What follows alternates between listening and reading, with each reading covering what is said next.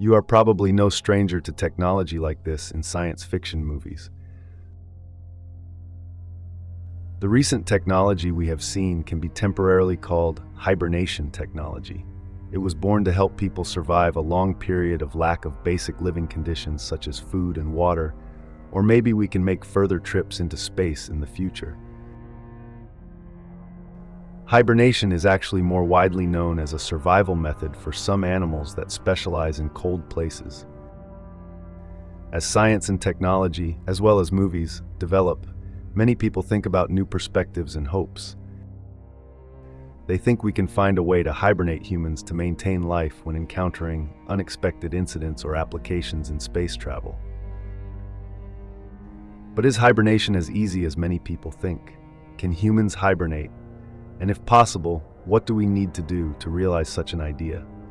Let's find out about this in today's video, titled The Journey to Decoding Human Hibernation.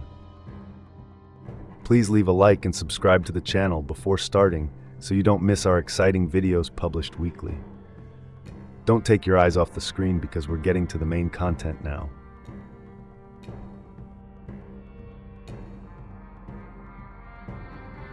Before talking about hibernation in humans, I believe we need to understand how hibernation occurs in animals.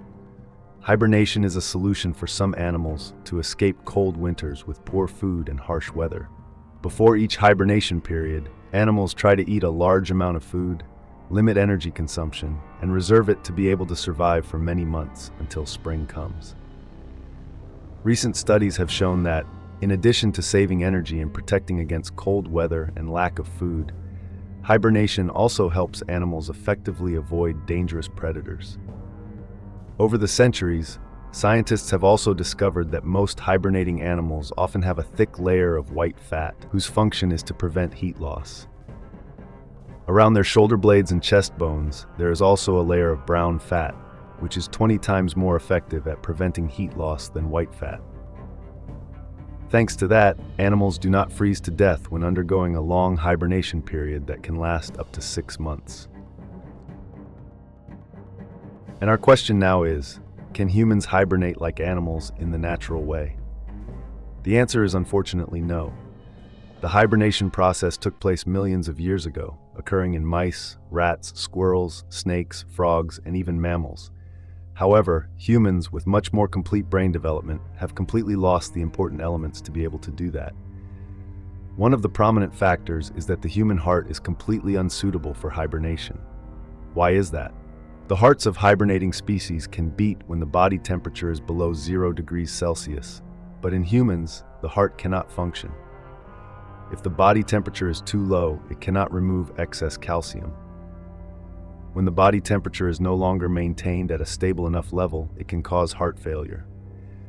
That alone is more than enough to say that hibernation is impossible for us. However, there are certainly always exceptions.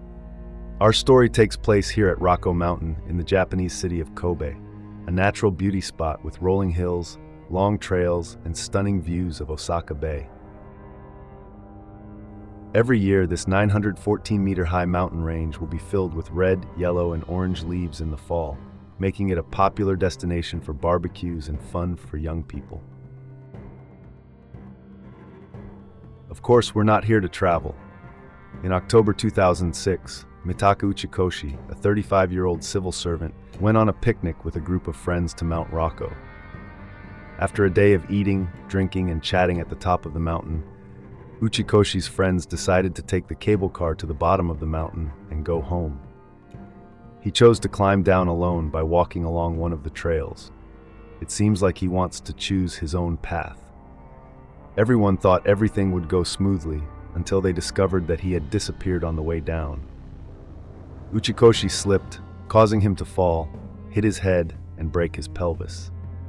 Unable to move or call for help, this injured man could only lie barely alive on the mountainside, without food or water. It seems like this is a death sentence for you. At night, the autumn cold in this mountainous area causes temperatures to drop below 10 degrees, with the chill creeping into the bones. No normal person can resist such harsh weather. In the exhausted state Uchikoshi was in now. 24 days later, he was found by a passing hiker and transferred to Kobe City Medical Center General Hospital. At that time, Uchikoshi's body temperature dropped very low. His whole body was as cold as ice to the touch. Many internal organs are almost broken and no longer function. According to news reports at the time, doctors caring for Uchikoshi reasoned that he had entered a state similar to hibernation. Uchikoshi's story quickly fascinated scientists for two reasons. First, it was because of the superhuman survival of an ordinary person. Just imagine Uchikoshi overcame pain from broken bones, freezing cold, and extreme levels of hunger that would have killed people like you and me. But somehow, miraculously, he survived. Not only that, Uchikoshi was also discharged from the hospital after just 50 days without any lasting damage. If his doctors are right, something must have changed in Uchikoshi's brain and in his body, allowing his body to enter a mysterious phase unprecedented in history. But what exactly is that? We still have to consider many other aspects. The second surprising thing is the story itself. Doctors at Kobe Hospital were even certain that Uchikoshi was not alive when he was brought here. A series of initial records showed that it was indeed a state of hibernation, but it was thought that this feat was physiologically impossible. After Uchikoshi was released from the hospital, the press and scientists seemed to forget about his case. Perhaps at that time they had a bigger concern than deciphering the miraculous survival of such an ordinary person. There are no reports in the scientific literature of this being accurate. What helped this man survive? And there is no explanation for his extraordinary endurance at the top of the mountain. However, Uchikoshi's story later became one of the most commonly cited examples of the hidden human ability to hibernate. But personally, I've always wanted to know what really happened to Mitaka Uchikoshi on that mountain in 2006. To understand the challenges this man faced on the mountain, we can imagine how scientists are using hypothermia to induce a state of circadian pause in diseases, cause serious injury. That is also the direction of spaceflight companies in using hibernation mode during interplanetary trips beyond the orbit of the Sun. However, discovering how neuroscientists unravel the chemical changes inside the brain that trigger a hibernation-like state will also be an important key to unlocking the mystery of survival, Uchikoshi's miracle. We will start in 1940 in the Soviet Union. I advise you to really consider before hearing about this experiment, because it is quite inappropriate for young audiences as well as those with bad spirits. In 1940, Soviet scientists released a video showing a dog's head after being chopped off, still alive for several hours. It still wags its ears when it hears sounds and even licks its mouth. This research group claims they can maintain the lives of the above dogs with an artificial blood circulation system. Many years later, the Americans also had an equally horrifying experiment. Researchers from the Safar Center for Resuscitation Research at the University of Pittsburgh sent a pack of hunting dogs into the afterlife. Then they brought them back. This experiment was later named Zombie Dogs when published in the New York Times in 2005. In the Safar Center procedure, the dogs' blood is drained from their bodies and slowly replaced with a cold saline solution that provides nutrients and oxygen. Without blood, the dogs' hearts stopped beating and their brains stopped working. That is called the phenomenon of clinical death. Immediately afterward, the researchers removed the cold saline solution and reintroduced the warm blood.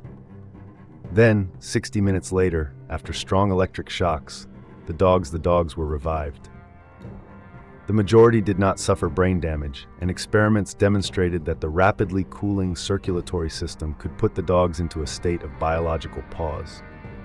This is one of the most profound experiments to research hypothermia therapy for application on humans. So what is hypothermia therapy? This method can be used for certain conditions, such as heart attacks and brain injuries caused by lack of oxygen. Imagine your brain as a computer. Hypothermia therapy will allow it to fall into the same mode as if you pressed the sleep button. This allows it to be kept powered up, but prevents it from shutting down completely, and in the process gives doctors time to repair and restart the patient. Research on Soviet dog heads or American zombie dogs has opened up a utopian future where human technology allows extremely serious trauma patients, when lost, to litters of blood from stab wounds or gunshot wounds, avoiding the risk of death. If their body is effectively cooled, the scientific mystery of hypothermia treatment has gradually been understood and explained by science over time. Our cells use oxygen to produce energy. Under normal circumstances, the heart pumps blood throughout the body. In trauma patients, they lose blood, leading to cardiac arrest and rapid cell death. At this time, lowering the body's body temperature by a few degrees causes the cells to slow down, so they need less energy and less oxygen, thereby buying time for doctors to handle the situation. In fact, research on this method is a long process. In 2016, a very notable clinical technique was approved and licensed for testing by the U.S. Drug Administration, FDA. Leading that experiment were Dr. Samuel Tischerman and a group of surgeons at the University of Maryland School of Medicine. It is hoped that the newly licensed technique, called Emergency Maintenance and Resuscitation, EPR, will improve survival rates for trauma patients without causing any further damage. What damage to their brain? Previously, scientists have proven that this technique is completely effective on animals, specifically laboratory pigs. However, testing this on humans is completely different. EPR would be indicated for patients whose cardiac arrest is due to acute trauma resulting in severe blood loss, such as from a gunshot or stabbing. Normally, when a patient's heart stops beating, the amount of blood in their body quickly drops by up to half. Doctors only have a few minutes to save them from the door of life and death that is about to close. The chances of survival are really slim. 95% of cardiac arrest patients in this condition will die. Here, EPR aims to widen the door of life and death for patients in terms of both time and opportunity to return to life. It is performed by quickly cooling the patient's body to about 10 to 15 degrees Celsius through a series of special procedures, in which doctors will withdraw all of the patient's blood and reinfuse it with a solution. Cold salt water solution, similar to the zombie dog experiment we just mentioned in the previous section. From this point on, activity in the patient's brain almost completely stopped. The brain is then disconnected from the body's cooling system. If previously considered dead, the patient will be transferred to the operating room. Compared to just a few minutes of natural cardiac arrest, EPR will keep the patient's life and death door open for another 2 hours. That is the amount of time the surgical team has to process and repair the injury the patient has suffered. After that, the patient's body will be transfused with blood and warmed again. Finally, doctors will restart the patient's heart, saving them from the scythe of death. At a normal body temperature of around 37 degrees Celsius, our cells need a constant supply of oxygen to produce energy. When our heart stops beating, blood can no longer carry oxygen to the cells. Without oxygen, our brain can only survive for about 5 minutes before it is partially destroyed and cannot be restored. However, lowering the temperature of the body and brain slows down or halts all chemical reactions in our cells. Therefore, the body will need less oxygen. The remaining oxygen in the blood can still maintain your life. It is hoped the results of the trial at the University of Maryland Medical Center will be published as early as the end of 2020. From authorization until then, they plan to test EPR on a total of 10 patients. The results will be compared with 10 other patients who were also hospitalized under standard EPR conditions but did not receive treatment. That's because they were hospitalized during times when the hospital's on-duty crew was not enough to organize 2 emergency teams and an operating team at the same time. However, the full results of the trial are still pending and have been delayed twice, partly because of the impact of the COVID-19 pandemic. We will still need more time to truly see the effectiveness of hypothermia. So to sum up, do you think this is a reasonable answer for Uchikoshi's miraculous survival? It's possible. If he just experiences a form of hypothermia that forces his brain to go into standby mode, it can slow down his metabolism and reduce the energy he needs to get from food and water.